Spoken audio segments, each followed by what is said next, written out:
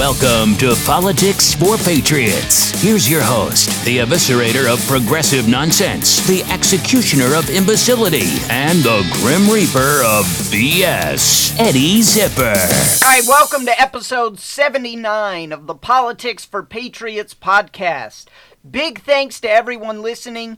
Episode 78 got the most iTunes downloads of any of my episodes has ever gotten.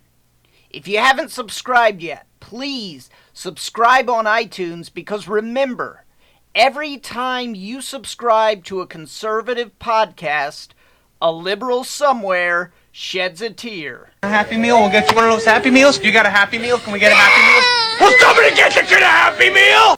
There's a big divide in the Democratic Party right now, with progressives on one side and Constitution-loving capitalist Democrats on the other side.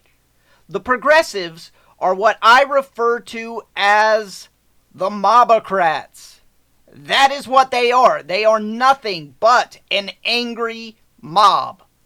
They think that if you say something that they don't like, then your life should be ruined.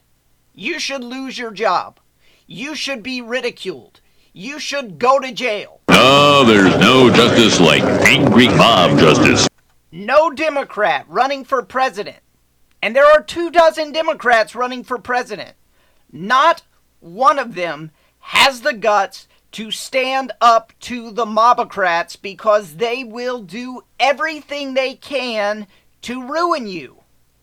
I estimate that the Mobocrats make up between 30 to 40% of the Democratic Party. But you'd think that they make up 100% of it. Why?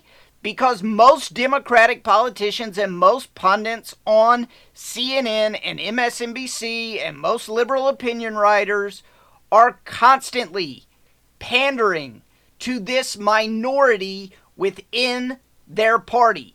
If you don't pander to them, they will destroy you. And therefore, the MO of the Democratic Party has become to feed the Mobocrats all the time. Check out Jay Inslee. He's one of these candidates. Maybe you've never heard of him before. He's one of the 0%ers. Nobody's voting for him. But check out Jay Inslee being interviewed by the Council on Foreign Relations. He says that President Trump disagreeing with him about climate change is, guess what he called it? What do you think he says? Do you think he says it's concerning? Nope. Irresponsible? Nope. He literally calls it treasonous. Here you go. Here's what Jay Inslee believes is treasonous. There are those, including the president of this country, who are climate change deniers. Mm-hmm. Is it worth having the debate with them, the scientific debate with them, or do you just skip over them and go to the people who believe? Well, first off, a lot more people, despite the constant lies. And by the way, we ought to be aggrieved morally by this. I was shaving this morning, thinking about what we're going to talk about today.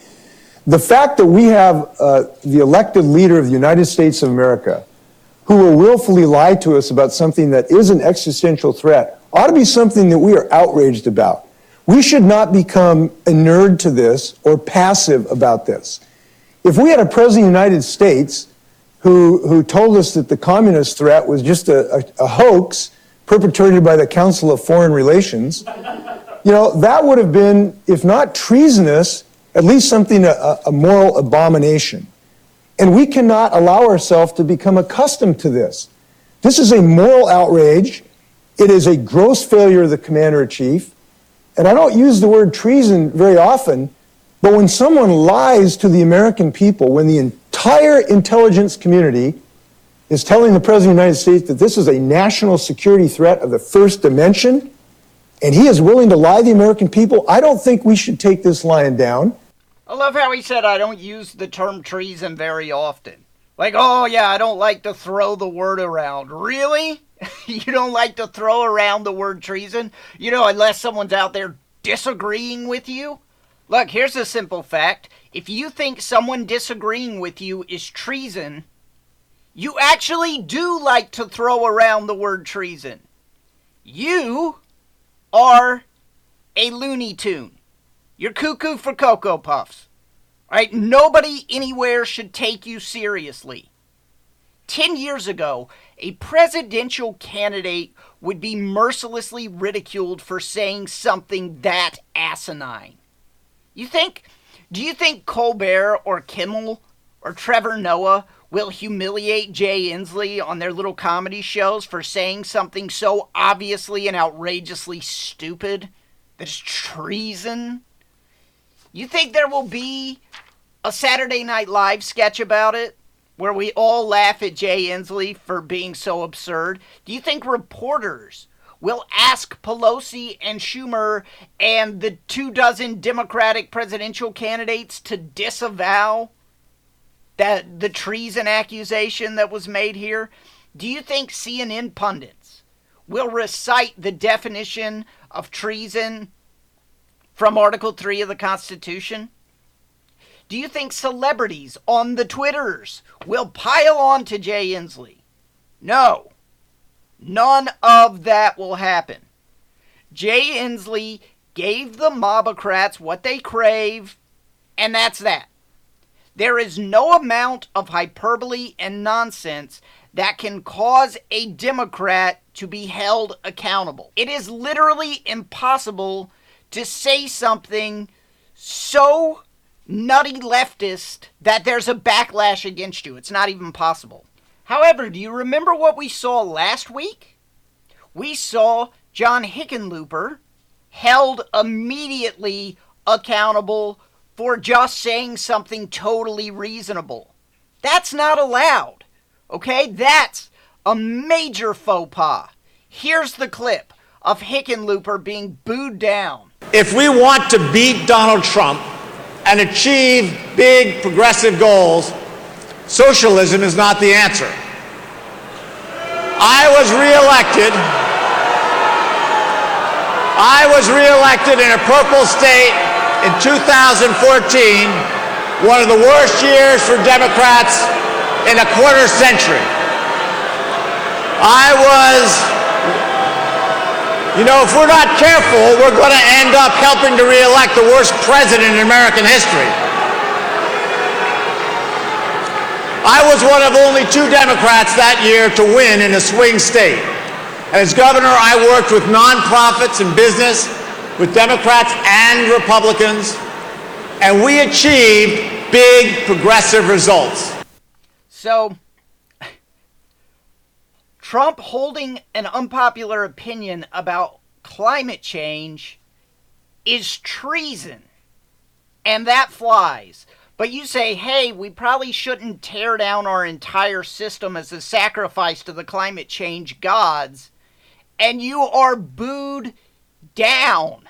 The Mobocrats will not tolerate being disagreed with. Let me tell you how outside the mainstream these people are.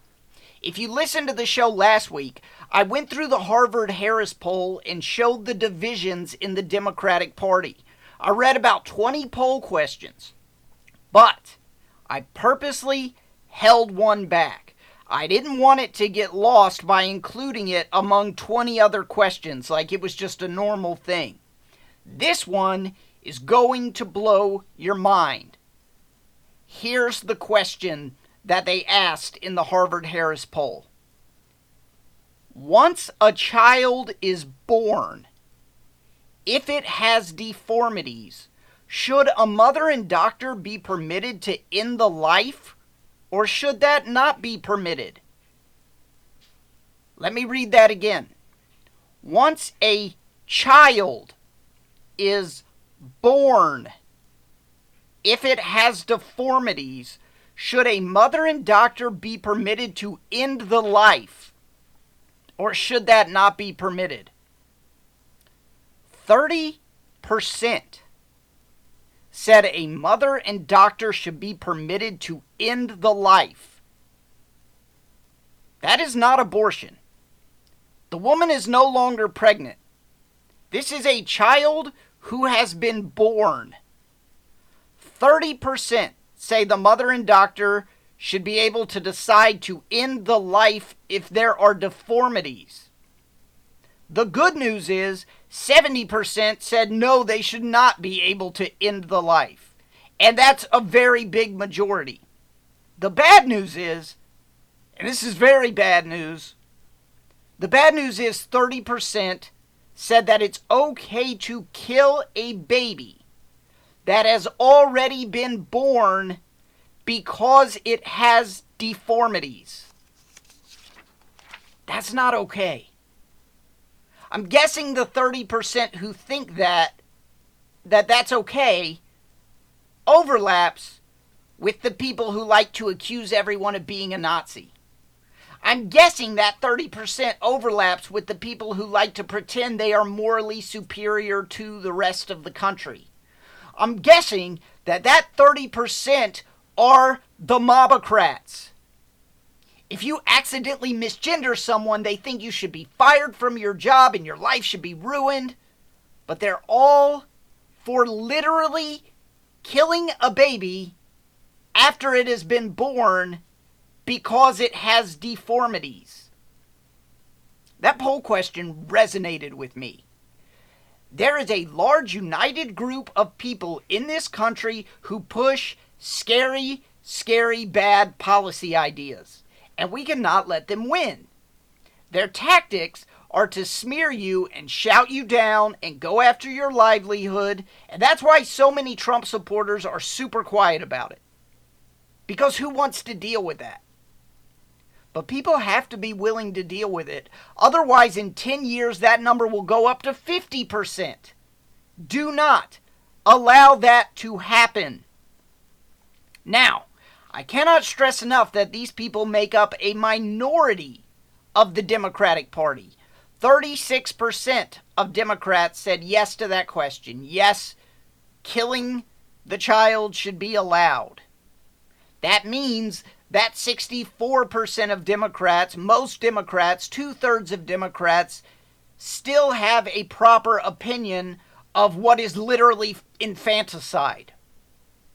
Overall, the Democratic Party is still mostly made up of decent, sane Americans who want logical things. They have different ideas than me about policy, but they're mostly not crazy. They're not the Mobocrats.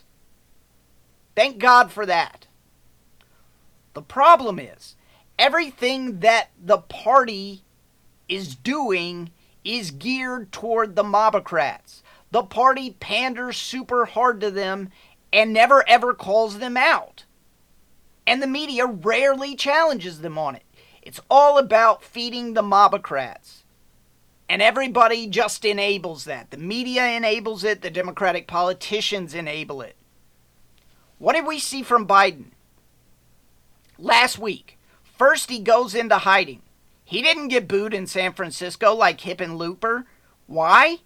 Because he didn't show up. He wasn't there. They can't boo you if you're not there. Ha ha. Then what happened? Then Biden expressed his support for the Hyde Amendment, which bans federal funding for abortion. The Mobocrats lost their minds about it, and before you know it, Biden has a whole new outlook. Now, he supported the Hyde Amendment for the last 40 years. Wednesday, his campaign confirmed that he didn't think the government has any business funding abortions. Then the Mobocrats got upset, and then Thursday, his whole point of view was changed. He said, if I believe healthcare is a right, as I do, I can no longer support an amendment that makes that right dependent on someone's zip code. So the new logic is, if something is a right, the government must pay for it. You know, I wish I had known that because I've been paying for my guns myself. But there is a right to keep and bear arms, and therefore the government must buy me guns. according to Biden's new logic that he now subscribes to because the Mobocrats got mad at him. He abandoned common sense and logic to please the mob. They don't care about logic. It literally means nothing for them. It's not, truth and logic are not of value to the Mobocrats. They don't hold that value. They don't care. It literally means nothing to them. I've heard Alyssa Milano's activism was responsible for Biden's flip-flop. I don't know if that's true or not, but she does have a lot of influence. What a cowardly move this is by Biden to abandon what he has believed for 40 years because the Mobocrats got angry. I mean, do you really want somebody that spineless to be president of the United States? So logic, common sense, truth, not values held by the Mobocrats at all. They're much more like... It's all about feelings and celebrating differences. Right, so I wonder if Joe Biden is going to do this every time that the Mobocrats bust out their pitchforks over something that he says. Right? The Republican Party is forced to operate in a completely different way. If a Republican says something insane, or even if a Republican says something normal that they can spin as insane, the mainstream media will immediately smear that person with everything that they have. Then they will demand that every high-profile Republican disavow that person and their comments. The media holds the Republican Party accountable for any sort of bad message or message that can be spinned as bad. Did I say spinned? I probably should have said spun. I guess it doesn't matter that much since on the last show I said that the Pacific Ocean is between the United States and the United Kingdom. That is actually incorrect. All right, but the Republican Party operates in a completely different way because they are forced to. Right? The media holds the Republican Party accountable for everything. Do you remember during the Florida gubernatorial election when Ron DeSantis said, "Don't monkey this up with socialism"? There was a whole news cycle where that was a super racist thing to say because his opponent, Andrew Gillum, was black. The media said this is a racist dog whistle. Every high-profile Republican was asked if they disavowed this terribly racist dog whistle statement that Ron DeSantis made. New York Times headline, DeSantis warns Florida not to monkey this up, and many hear a racist dog whistle.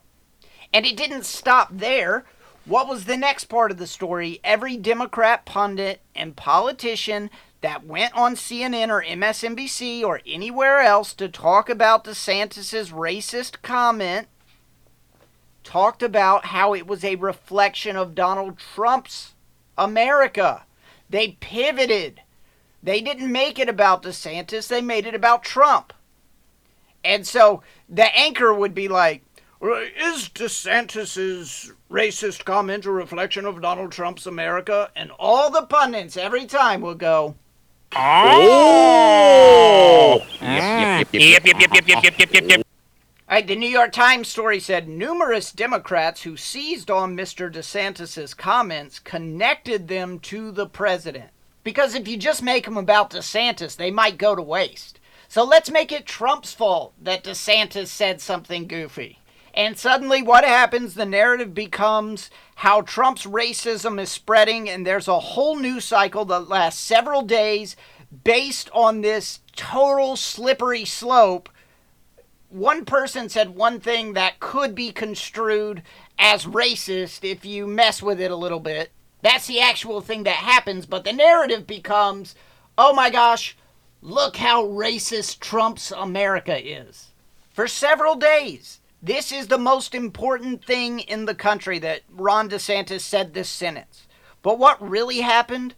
All that happened was that Ron DeSantis accidentally said something that could be twisted into sounding racist, and the Democrats were more than happy to twist it, and the media was more than happy to help them. So Ron DeSantis says something inartful, and we are treated to days of how racist the Republican Party is, how racist Trump is, how racist America is, all because of this one sentence that if he had thought about it and meant it in that way, he would never say that. You would never purposely say that. Okay, so meanwhile, fast forward to this week, a poll shows that 30% of Americans say it's okay to kill a child because it has deformities, and crickets. Absolute silence. Which one of these things seems like the more important story to you? Story number one, guy says something, his political opponents say it's racist, guy says, sorry, I definitely didn't mean it that way. Story number two, 36% of Democrats tell Harvard-Harris pollster that it is okay to kill a child after it is born if it has deformities. Fox News and conservative media outlets hold Democrats accountable. The Republican Party sometimes holds Democrats accountable. That's it. For Republicans, accountability is ubiquitous. It is everywhere. It is almost all of the media. It is the entire Democratic Party. It is most of the Republican Party. It's every comedian with a TV show. It's Hollywood actors, singers, the entire entertainment industry, all of pop culture. It's tech companies. It's CEOs. It's any corporation that thinks that they can capitalize on it. It allows Democrats to venture into insane territory, while for the most part, Republicans cannot. This dangerously perpetuates fake narratives. The lack of accountability for Democrats dangerously perpetuates fake narratives, and we've seen it so many times. Look at this fake narrative. 2 years ago, the narrative was Donald Trump is a Russian agent who colluded with Putin to steal the 2016 election.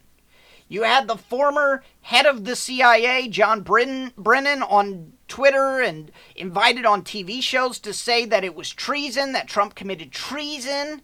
You could tune in to CNN or MSNBC at any time of day, and they were saying, treason, treason. Oh, is it treason? Is it treason? Yep. That narrative won them a special counsel investigation that lasted years and had basically unlimited resources.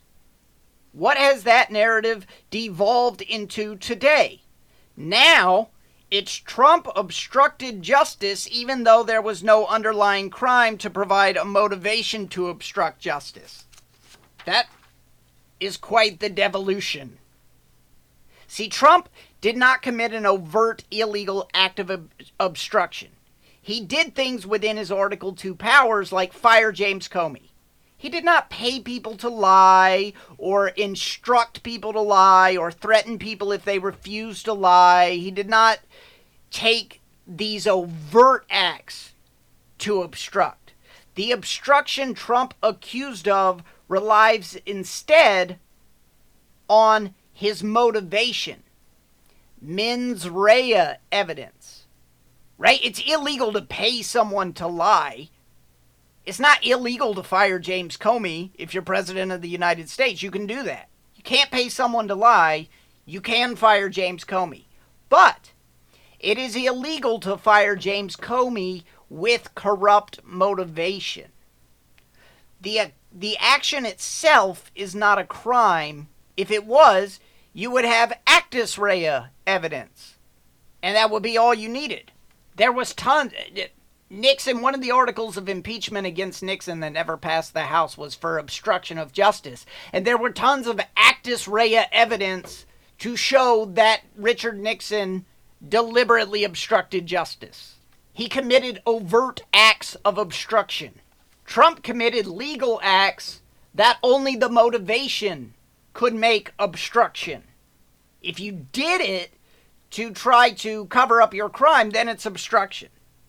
The problem is Mueller didn't find evidence of an underlying crime. So how can you come up with the mens rea evidence that Trump was motivated by covering up his crime when you couldn't find a crime for him to have covered up? Mueller's report openly states that the mens rea evidence against Trump is brought into question. It is damaged by the fact that there is no underlying crime. I'm going to read this directly from the report. Here's what it says in the report. The absence of evidence of an underlying crime affects the president's intent and requires consideration of other possible motives for his conduct.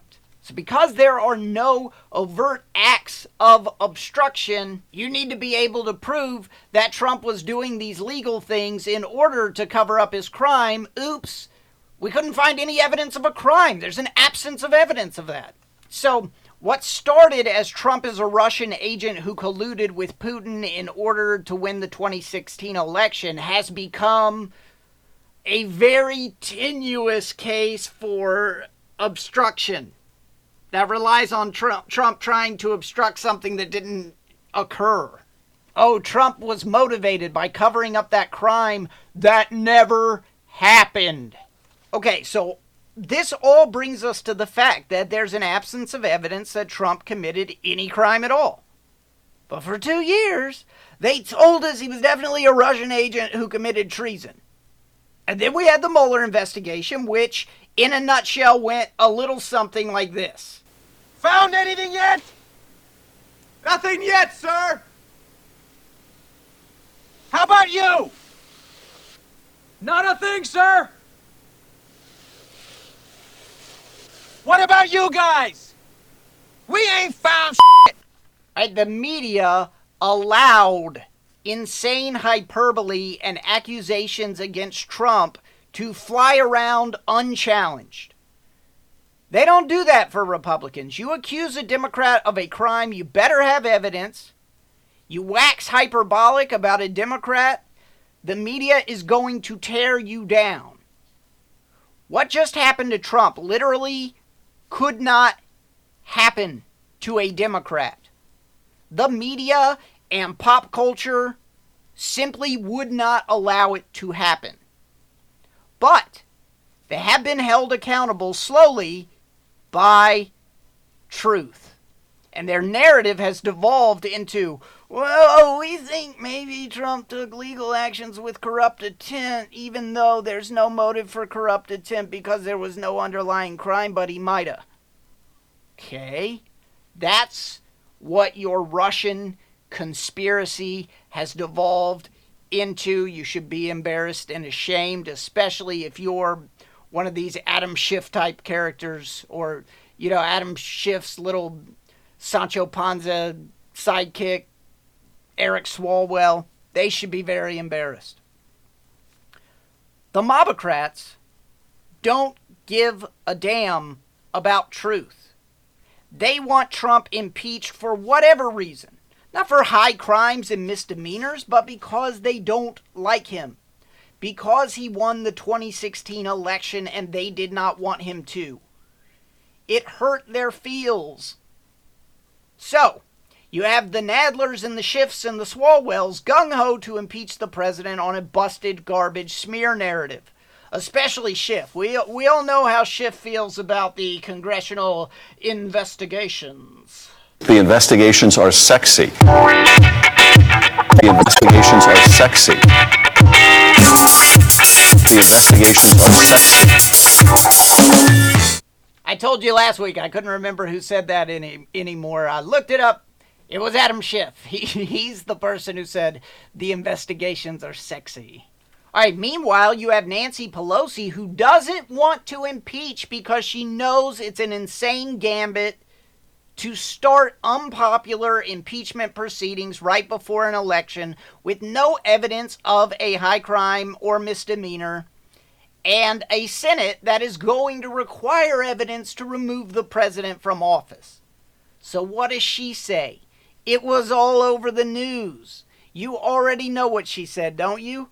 She said she doesn't want to impeach. She wants to see Trump in prison. Listen to this Politico story. This is a quote. Nadler pressed Pelosi to allow his committee to launch an impeachment inquiry against Trump. The second such request he's made in recent weeks, only to be rebuffed by the California Democrat and other senior leaders. Pelosi stood firm, reiterating that she isn't open to the idea of impeaching Trump at this time. Quote, "I don't want to see him impeached. I want to see him in prison," Pelosi said, according to multiple Democratic sources. That makes no sense. Zero. There is no logic behind that statement. That statement is a logical fallacy. It is a complete and total false dichotomy. It's not one or the other. It's not, well, we can impeach him, or he can be indicted later and go to prison. If they impeach him, he can still be indicted later. In fact, he can be indicted sooner if he was impeached and removed from office. Impeachment has no effect on indictment. Impeachment is political. Indictment is legal. In fact, I would venture that if impeachment does have any kind of effect on indictment, he'd be much more likely to be indicted if he were impeached. So what is she doing? Why is she saying this illogical nonsense? She's creating a false dichotomy to feed the Mobocrats, right? The image of Trump in prison is like that tied up goat they used to feed the T-Rex in Jurassic Park. The goat pops up to lure the T-Rex, and then everybody gets distracted by like the boom, boom. And then they look back and the goat is gone. T-Rex ate the goat. So that's exactly what Nancy Pelosi is doing. She is feeding the Mobocrats something crazy while doing something sane. Maybe if they have something to munch on, they won't notice that she's doing something sane that they happen to hate. But Mobocrats don't want to be fed. They want to hunt. So all these things you're hearing from Democrats, the Democrats running for president, Nancy Pelosi, the powerful Democrats, they're just constantly feeding the Mobocrats. Lots of the time, they don't even believe the ridiculous bullshit that they are saying. They are just simply feeding the Mobocrats. So every time, for the next few months, that you hear one of these powerful Democrats say something that is just crazy, and you're thinking, why would they say or believe something that crazy? It's all food for Mobocrats. All right, that's it for today. If you enjoyed the show, please subscribe on iTunes and leave a review on iTunes. Please recommend the show to your friends and family. Thank you so much for listening. I'm out of here. No, there's no justice like angry mob justice. You just listened to Politics for Patriots with Eddie Zipper. Email the show at patriots@eddiezipper.com and please subscribe.